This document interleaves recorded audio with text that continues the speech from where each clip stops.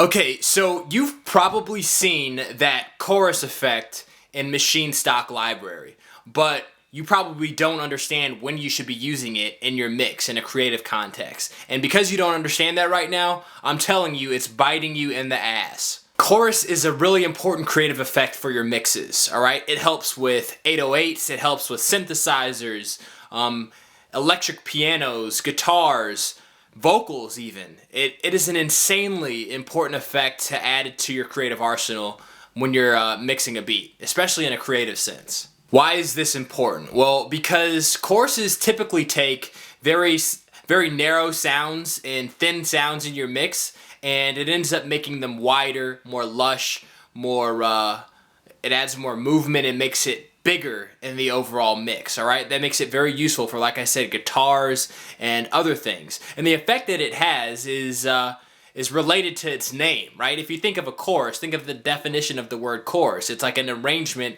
of individual vocalists singing together in harmony, right? So that's what a chorus does. It takes a individual person, a soloist, and when you add this effect, it gives the presence in the mix as if there's a whole bunch of people singing instead of just one person, alright? That's hugely important to especially the instrumentation within your music, alright? And that's what we're going to talk about today. So my name is Rob. I am the author of Maschine, the Hip Hop Beatmaker's Missing Manual, which is hands down the most important guide in the world if you want to understand the way to use Maschine's creative effects better in your mixes to improve the overall quality of your sound, alright? So we'll talk about the book later, but for now, we're going to jump on over to Maschine. I've got a project loaded up, and I'm going to show you specifically how I utilize chorus within my mixes to make things more broad, to add more movement, and to sort of fill out my beats, alright? If you're not using this technique, then your mixes are not going to sound professional, alright? So let me give you that sauce. I'm going to give you the secret sauce to chorus today. Let's jump on over and do it. Alright. So when you have a small sound, like I said, in your mix, when you have a sound that is a little bit too thin, it's a little too frail in the mix, and you want it to be more full, you want it to be more lush, wide in the mix, you want to add more movement, then you need to add your chorus, alright? And it's a pretty simple plugin. I'm going to show you sort of what I've got this chorus on now in this mix. Let's go ahead and I'm going to solo these or mute those.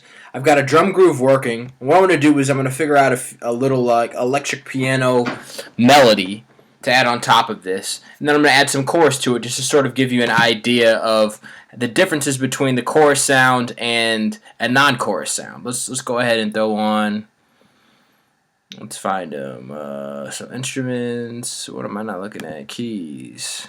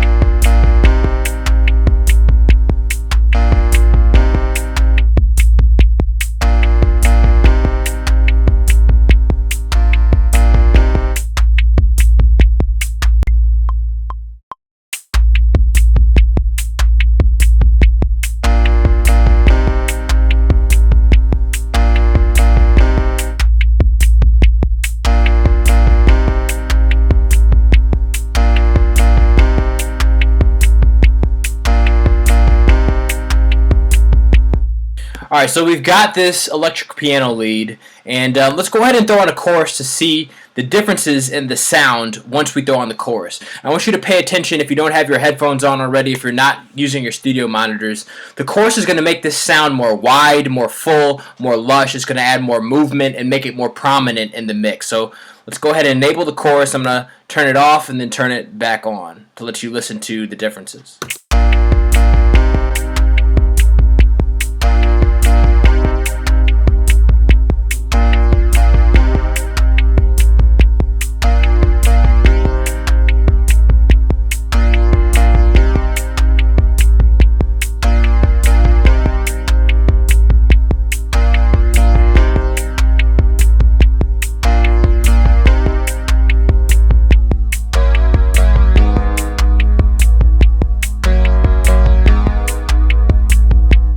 Alright, so that is essentially the chorus utilized on an electric piano. Now there are a few more instances in which I like to use a chorus in my mix, but before we jump over to those, let me sort of explain what these knobs and parameters do. We have 3 settings on our chorus, alright? And all of them affect a little bit differently. They move your sound and manipulate your sound in a little bit different way. The first is the rate. The rate basically determines I guess, sort of speed that the sound is going to oscillate back and forth, all right? So if you set a high rate, it moves quickly, it waves quickly back and forth. The amount is the overall amount of the overall chorus effect that is applied to the audio signal. The mix influences, of course, the dry and wet ratio, all right? So a low dry and wet ratio means that this signal is going to be more dry. It's going to add less chorus effect, all right? So I'm going to sort of manipulate these knobs and let you see the differences in how they sound.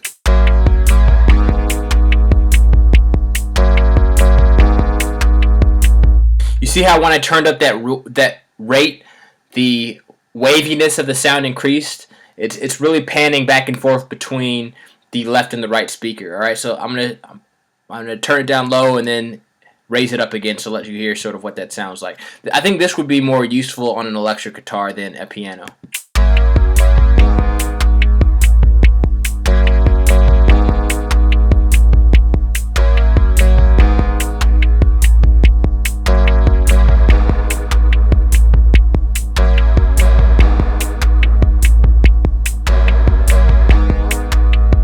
So the amount sort of widened the sound a little bit. I think it just added more of the rate to the overall audio signal.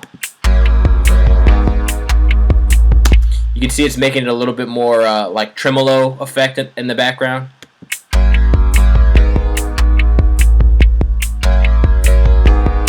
So that setting is good right there. All right, I'm going to show you some other instances in which you can use a chorus in the context of a hip-hop beat, or a beat in general, right? The few different ways. You're already seeing right now I'm using it in the context of an electric piano. I also utilize a chorus in synthesizers most of the time. So if we jump into Maschine stock library, we have a synthesizer. Maybe I can throw it on this corny synthesizer and let you see what that looks like.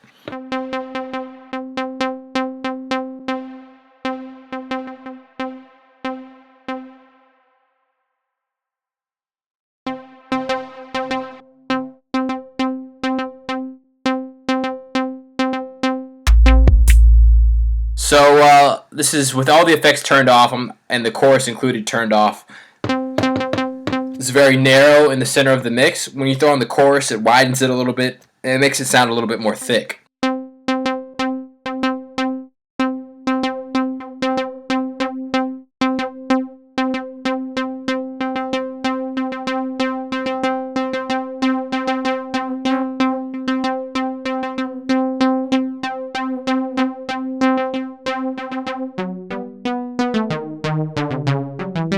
Alright, so that is an instance in which you can use your chorus on leads, synthesizers. Also, an interesting place that you can utilize your chorus is on snare drums. Alright, so we've got this snare and this drum kit. Let me isolate this drum kit or this drum pattern that we've got going on.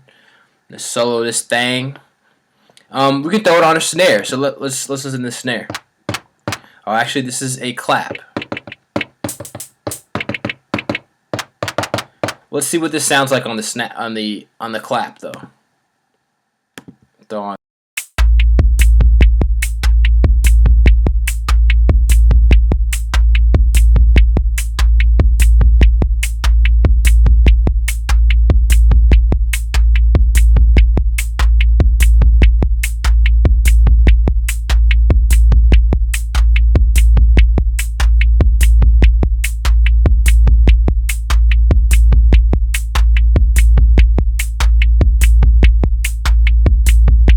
So as you can see, it sort of thickened up that snare, or that clap. It made it seem as if, like I talked about earlier, the chorus effect's original intention is to make an individual sound like there's a bunch of different sounds grouped together. And that's essentially what it did. It makes it sound like there's a bunch of claps layered on top of each other. So in this instance, it's a quick way to layer some more sound on top of what you already have and make a thin sound much thicker. So you have to play around with that effect overall on your snares and claps and things like that as well. All right, so the other instance in which I utilize this chorus effect is typically on the 808s, all right?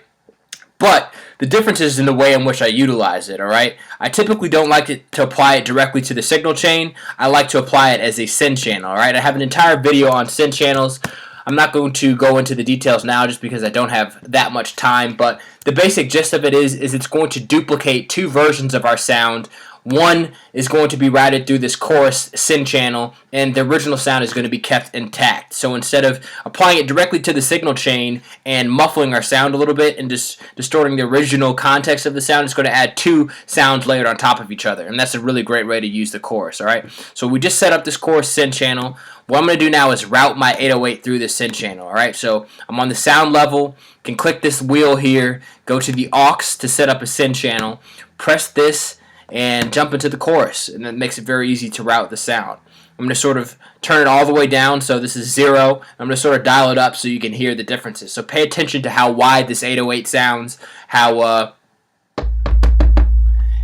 full it sounds.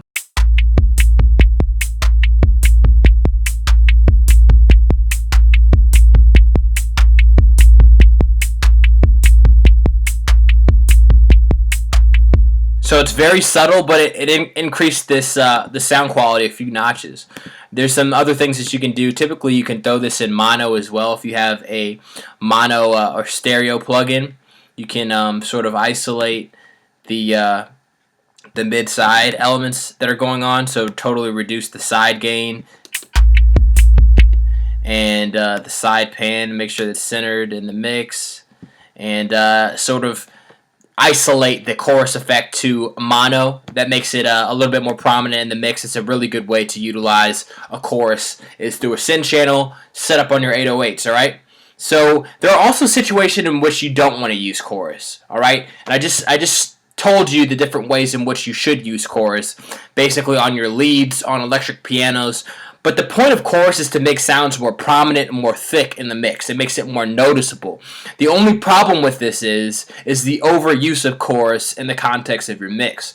All right, because if you add too many instruments in your mix have chorus elements in them, there's going to be too much width to a lot of your sounds. All right, and especially if you have a lot of sounds going on in your mix, then all the different sounds are going to be competing for space with each other. And that's going to create chaos within your mix, because every sound is going to be fighting and competing for different space, whether that's in the panning stereo field or in the what do you call it, the EQ range of the frequency ranges. So if you have an electric piano, for example, that's serving as the main melody of the beat, it's going to create problems if you try to add a chorus synthesizer to the beat as well. There's going to be too much fighting and too much conflict for the same frequencies and for the same width of the beat. All right, so that's just a warning. You might want to be careful in which utilizing the different places in which you want to use your chorus. All right, be selective. Not everything needs to be chorus. Just the most important, prominent elements of your drums and your melodies. It makes things stand out a little bit more. But as you know, the first rule of balance in a mix, not everything can stand out. All right, so check out more videos about the send channel. I've got a send channel video on my channel for you to check out if you want to go catch that. So hopefully, in the context of this short little 10-12 minute video that I just put together for you, I've unlocked your mind to the potential of what understanding effects in Maschine can do for your music, all right? Just subtle tweaks and subtle improvements can really take your music and your sound up a few notches just by understanding how to utilize the stock effects that came with your Maschine creatively in the context of a mix. It can totally change and alter your sound and take something from amateur sounding to professional sounding just by learning a little bit, okay? So if you are the type of person that wants to get to the point where you can understand how to do what I just did, and that's use Maschine's effects like it ain't nothing, very simply just understand in every situation in which what effect you want to whip out to get what result that you need in order to make your music sound more professionally polished, in order to make album quality beats, as I say, on your machine. All right. If you want to understand how to do that, then I recommend that you grab a copy of my book. All right. It's called Maschine, the Hip Hop Beat Maker's Missing Manual. It is 89 pages, in depth, the most in-depth guide in the world. Again, I should mention I'm not affiliated with Native Instruments at all. This is something I put together on my own through meticulous hours of research into all of the major effects on Maschine. We've got teaching you how to make more punchy drums with Transient Master, how you can use Maschine's filter to improve your bass lines, how to use distortion to add crunch, aggression, and grit to your beats. We talk about automation on Maschine, reverb on Maschine, every damn thing that you can think of. I'm going to teach you the ways in which you can use your effects creatively to improve your sound. All right? And this is important.